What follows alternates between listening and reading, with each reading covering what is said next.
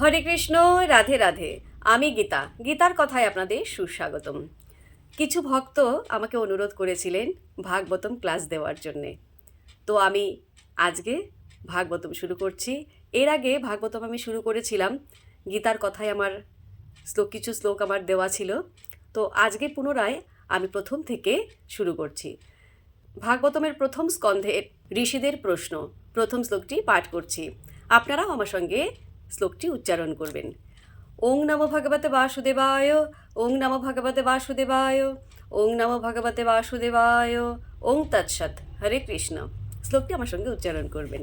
জন্ম আদি অশ্ব যত অন্যয়াত ইতরত চ অর্থেষু অভিজ্ঞ সরাট তেনে ব্রহ্ম হৃদা য আদিক বয়ে মুহ্যন্তি যৎ সুরয় তেজ বারে মৃদাং যথা বিনিময় যত্র ত্রিসর্গ অমৃষা ধামনা সেন সদা নিরস্ত কুহকম সত্যম পরম ধীমহি।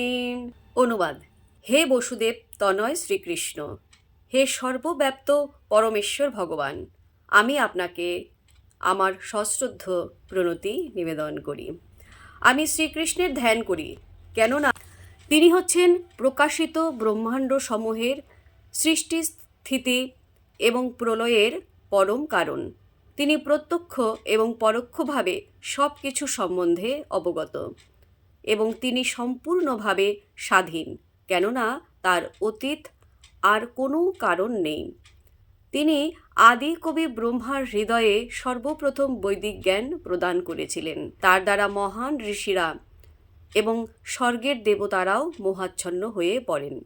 ঠিক যেভাবে মোহাচ্ছন্ন হয়ে পড়লে আগুনে জল দর্শন হয় অথবা জলে মাটি দর্শন হয়, তারই প্রভাবে জড়া প্রকৃতির তিনটি গুণের মাধ্যমে জড়জগৎ সাময়িকভাবে প্রকাশিত হয় এবং তা অলীক হলেও সত্যবৎ প্রতিভাত হয়।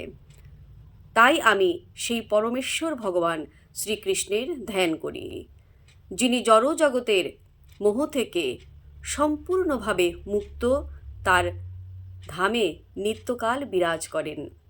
আমি তার ধ্যান করি, কেননা তিনি হচ্ছেন পরম সত্য। তো ভক্তগণ, এমনি করে প্রতিদিন একটি করে গীতা ও ভাগবতমের শ্লোক পাঠ করুন আর এই দুর্লভ মানবজনমকে ধন্য করুন।